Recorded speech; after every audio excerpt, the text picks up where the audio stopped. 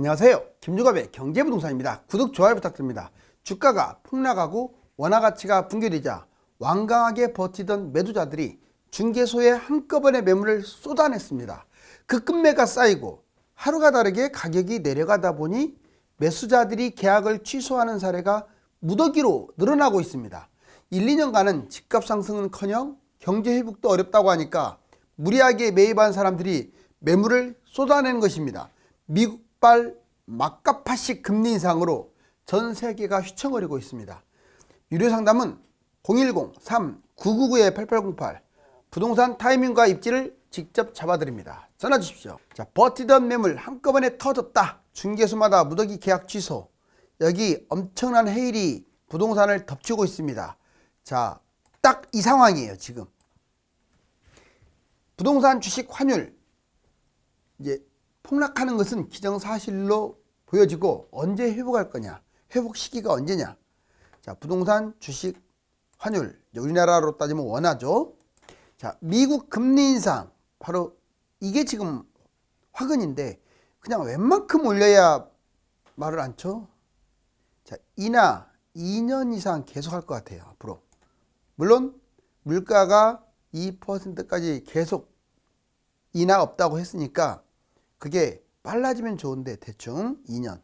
물가 폭등 지금 2% 아래가 목표라고 하죠. 지금 8%니까 러시아만 좀 준동하지 않으면 가능성이 있지만 그것 때문에 2년 이상을 보고 있습니다. 경제 침체. 자, 이게 회복을 해야 주가가 뛰든 부동산이 뛰든 하거든요. 2년 이상. 증시는 선행지수이기 때문에 이제 회복 조짐이 보이기 직전부터 뛰니까 1에서 2년 정도. 한마디로 증시도 1년 동안은 진짜 위험한 거니까 하지 마세요.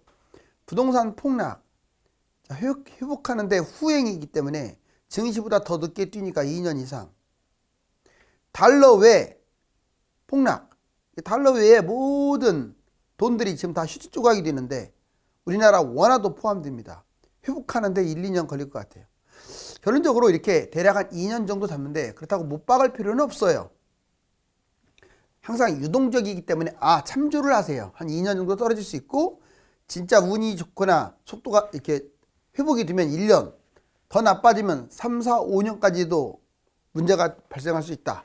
자, 여러분 가지고 있는 이제 10억 아파트 이거 팔까요 말까요? 질문이 지금 엄청 많아요.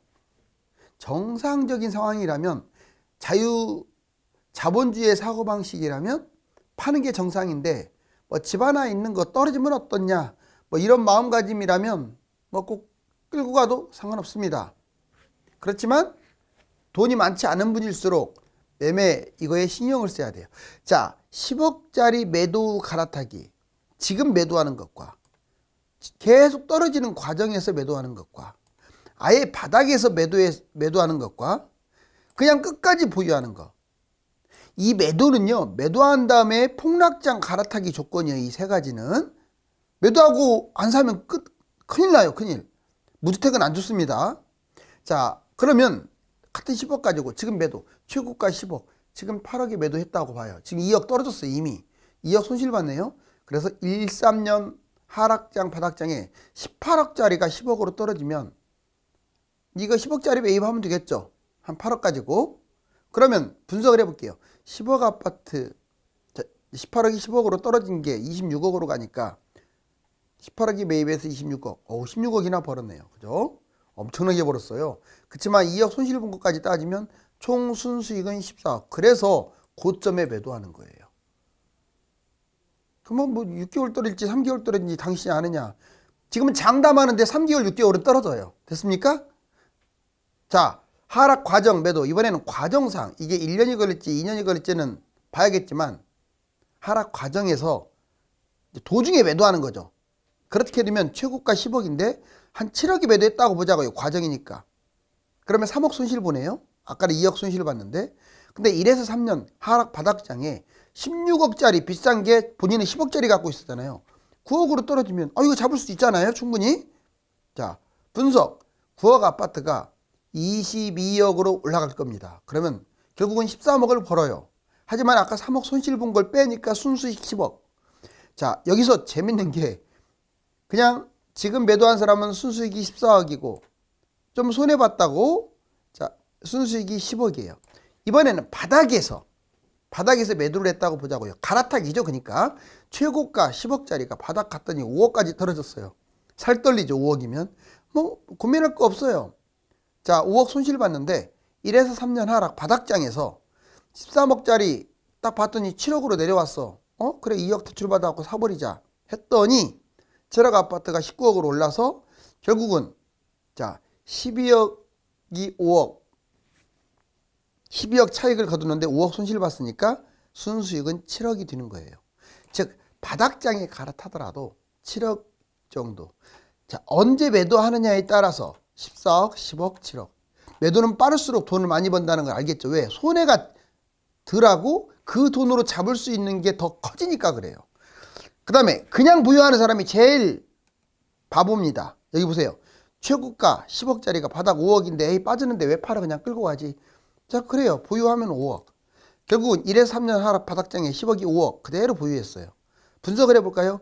5억은 결국 14억으로 올라갈 거예요. 그러면 10억이 5억 손실 봤잖아요. 결국 뛴 가격은 4억입니다. 그냥 끌고 가게 되면. 결론적으로 바닥에 그냥 갈아타기 한 사람하고 그냥 끌고 간 사람은 무려 3억 이상의 차이가 날 수가 있어요. 자, 이거 진짜 중요하죠. 이번에는 매수자 계약 취소에 대해서 한번 알아볼까요? 매수자들이 막 계약 취소가 지금 엄청 늘어나고 있어요. 왜? 하루가 다르게 빠지니까. 강남도 30억 아파트도 예의 없이 막 5억 그냥 포기해버리고 계약 안 해버리잖아요. 서울 아파트 거래 취소율이 높아진다라고 좀 나와 있고 매수자 거래 취소. 자 먼저 강남 취소를 봤더니 잠수주공 5단지 31.8억 매수자가 3억을 포기해서 도곡동 동래슬 31.5억 3억을 계약 포기해버렸어요. 대치동 미도아파트 2차 38억짜리 아예 계약 포기해버렸어요. 여기 보세요. 얼마나 지금 계약 포기가 많습니까? 이렇게 지금 비싼 것들을. 자 분석. 계약금 포기하면 못 받잖아요. 2021년 매도자 취소 2022년 올해에는 매수자 취소가 압도적으로 많아요. 작년에는 뛰었을 때니까 매도자가 많겠지. 고가 비싼 아파트에 집중됐다는 게 특이한 점이에요. 15억 초과에서 계약 취소가 무려 22.7%예요. 비싼 아파트 살려고 했더니 얘들 잡았다가는 나중에 난리나게 생겼거든요. 취소 원인은 집값 하락입니다. 그리고 전망도 안 좋아. 금리 인상 미국이 지금 뻘짓을 하고 있어. 파기 종류. 자 여러 가지죠. 매수자가 계약을 파기하는 경우가 제일 많죠. 집값이 계약금보다 오히려 떨어지니까 그냥 부동산에서 취소. 이번에는 청약 당첨 후 계약을 안 하는 거예요. 청약 당첨 후 아예 그냥 계약 안 하고 포기. 그게 속출하고 있어요. 고가 매수 싸게 매도. 자기가 고가에 잡았다는 걸 깨달았어. 계약금 포기는 안 하고 그냥 잔금 치른 다음에 같은 가격으로 바로 내놓는 거야. 빅데이터 부동산 거품 폭락 심각. 지금 빅데이터를 보면 우리나라 부동산 거품이 얼마나 심각한지를 알 수가 있어요. 서울 수도권 거래량 역대 최대로 급추락하고 있죠. 지금 두 번째 전세가율 대비 집값 이것도 서울 50% 역대 최저. 이게 전세가율 대비 집값이 서울이 이렇게 비싸다 이 말이에요. 50%나. 소득 대비 서울 집값 29.1로 역사상 최고치. 소득도 많이 뛰었는데 집값이 훨씬 많이 뛴 거예요. 그러니까 29년이나 걸리는 거예요. 지금 서울 잡으려면. 물가 대비 서울 집값. 자, 물가 100 기준으로 150%. 물가는 100이라면 집값은 훨씬 많이 뛰었다는 거죠. 자, 주택 구매력 지수 41.5 최저 수준이에요. 구매할 수가 없어요. 너무 비싸서. 통화량 대비 시가총액 25% 이상 집값 거품. 돈도 엄청 찍어냈지만 집값 뛴 것은 무려 25%나 훨씬 더 거품이 심하다. GDP 대비 가계부채 103.8 실질적으로는 105, 106까지 갔죠. 금융 불안. 전세 대비 집값도 볼까요? 24.6% 집값 고평가. 즉 전세도 비싸지만 집값이 훨씬 많이 뛰었다. 빅데이터 결과를 보면 이 서울 집값이 얼마나 거품이 심한지 알 수가 있죠. 부동산 폭등락 사이클 반복. 이번에도 장기 침체 예상. 자 여기 보시면 올라간 기간 떨어진 기간 이렇게 자, 올라간 기간 이거 이렇게 빨갛게 해놨죠. 이렇게 떨어진 기간, 또 올라간 기간 빨갛게 해놨죠. 왜 상승기 10년, 상승기 7년 너무 닮지 않았어요? 그리고 이제 이미 이만큼 꺾였기 때문에 이거 떨어진다고 봐야 하는데 예전으로 따지자면 지금 하락기 뭐 8년 걸리고 5년 걸리고 했는데 기본 5년은 걸린다고 봐야 돼요. 27년을 바닥으로 보는데 뭐 경제 문제가 좀 생겼다고 치고 27년 보고요. 그냥 여기서 바로 뛸 것 같지는 않고 횡보할 것 같아요. 이렇게. 자, 이제 부동산 경기 언제 회복이 될까? 크게 V자형, U자형, W자형, L자형이 있어요. 여기 한번 보실래요? 이게 먼저 U자형부터 볼까요? U자형은 부드럽게 천천히 떨어졌다가 천천히 회복하는 거. 대략 한 2, 3년 정도 떨어졌다가 한 3, 4년 올라가는 거죠. 그 다음에 더블딥. 떨어진 듯 하다가 올라갔다가 또 떨어졌다가 올라가는 거예요. 자, L자형. 그냥 떨어진 다음에 장기간 횡보했다가 나중에 올라가는 거야. 자, V자형. 이거는 미국발 금융위기 때 떨어졌다가 바로 회복한 사례가 있었습니다. 그리고 U자형. 위기는 완만 하강, 느린 회복.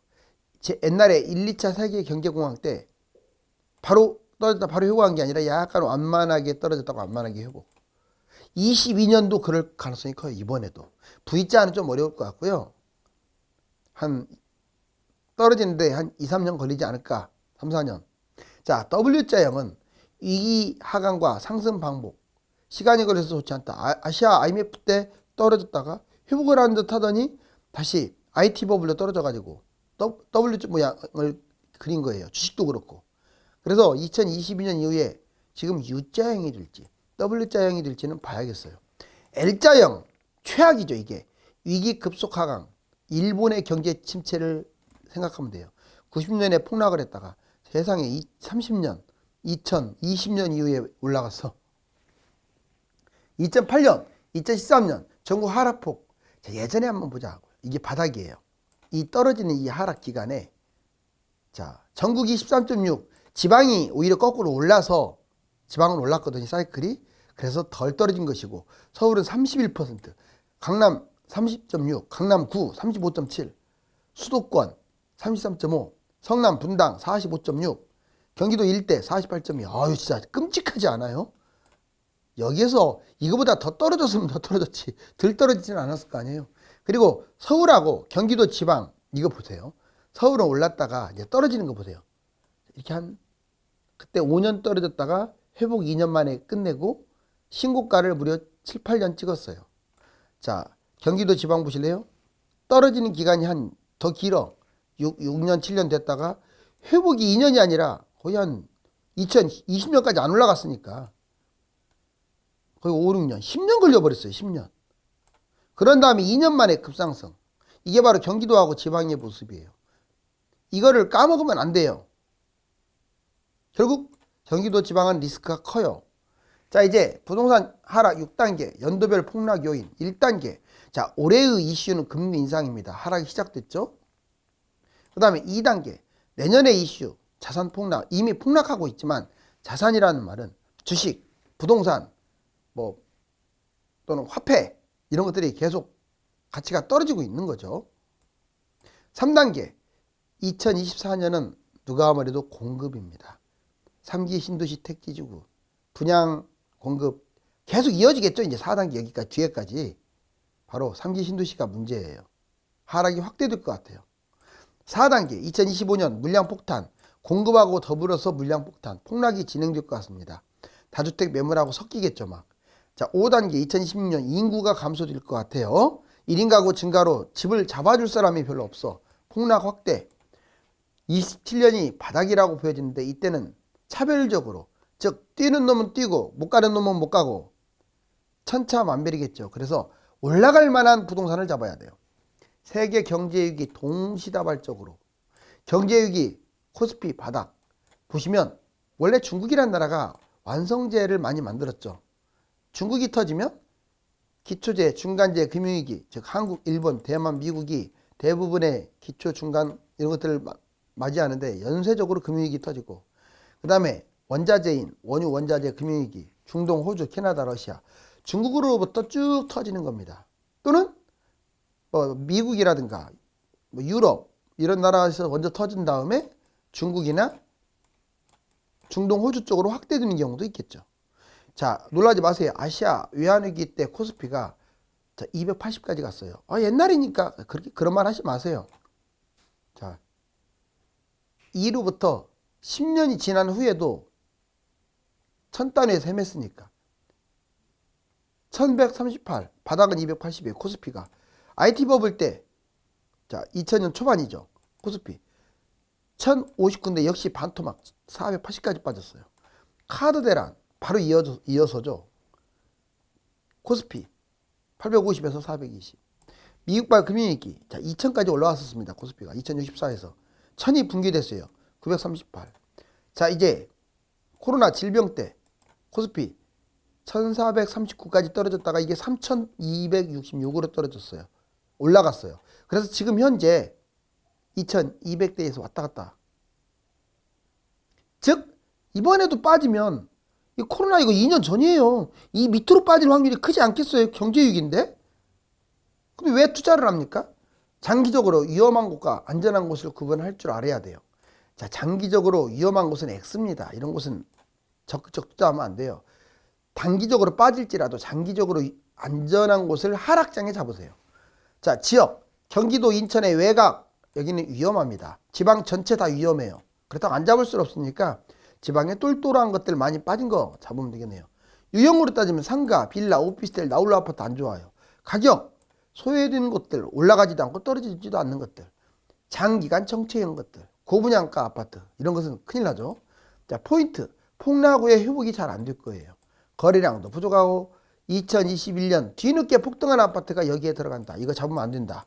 자, 반대로 지역 서울, 경기, 인천, 지방, 중심지 어느 지역이 됐든 중심지의 아파트는 많이 떨어질 거 아니에요. 그걸 하락장에 잡으세요. 대단지 아파트 재건축 재개발 그리고 가격 비싼 거 폭등한 거 10억 이상 아파트가 많이 폭락했을 때 잡으면 많이 뛰어요. 포인트 폭락 후에 신고가를 찍습니다. 얘들은 거래량도 풍부하고 꾸준히 상승한다는 거. 자, 이제 정말 악마의 손 부동산 대재앙이 코앞에 다다랐습니다. 부동산은 중장기적으로 가장 안전한 자산입니다. 그렇지만 어떻게 채택을 하느냐에 따라서 수십 배의 자산 격차가 벌어지는 것도 부인할 수 없습니다. 모르면 물어서 가십시오. 감사합니다.